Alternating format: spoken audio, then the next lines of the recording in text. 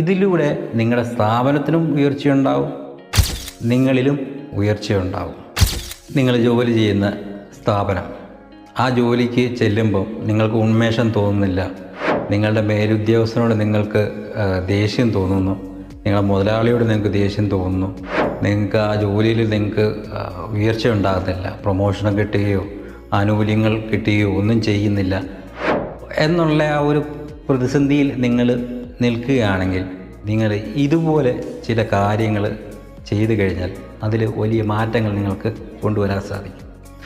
നിങ്ങൾ ജോലി ചെയ്യുന്ന സ്ഥാപനം ഏതായാലും ആ സ്ഥാപനത്തിന് വേണ്ടിയിട്ട് നിങ്ങൾ പ്രാർത്ഥിക്കണം. നിങ്ങൾ നിങ്ങളുടെ കുടുംബത്തിന് വേണ്ടി പ്രാർത്ഥിക്കാറുണ്ട്, നിങ്ങളുടെ മക്കൾക്ക് വേണ്ടി പ്രാർത്ഥിക്കാറുണ്ട്, നിങ്ങൾക്ക് വേണ്ടി പ്രാർത്ഥിക്കാറുണ്ട് ഇല്ലേ?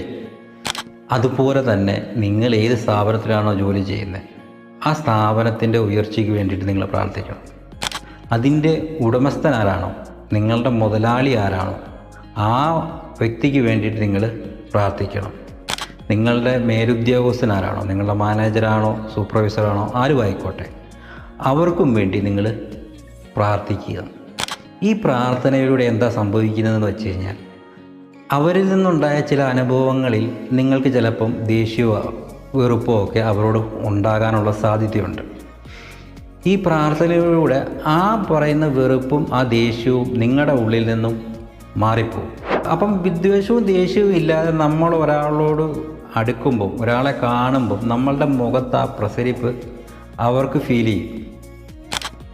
നിങ്ങളെ കാണുമ്പോൾ അവർക്കൊരു പോസിറ്റീവ് ഫീലിംഗ് ഉണ്ടാവും. നിങ്ങൾ പ്രാർത്ഥിച്ചിട്ട് ചെല്ലുന്നതുകൊണ്ട് നിങ്ങൾ ചെയ്യുന്ന ജോലിയിലും നിങ്ങൾക്ക് പോസിറ്റീവ് എനർജി ഫീൽ ചെയ്യും.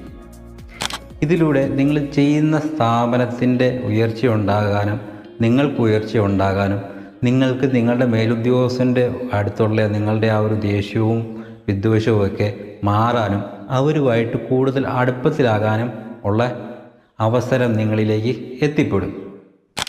ഇതിലൂടെ നിങ്ങളുടെ ജോലിയിൽ അഭിവൃദ്ധി ഉണ്ടാവുകയും ചെയ്യും.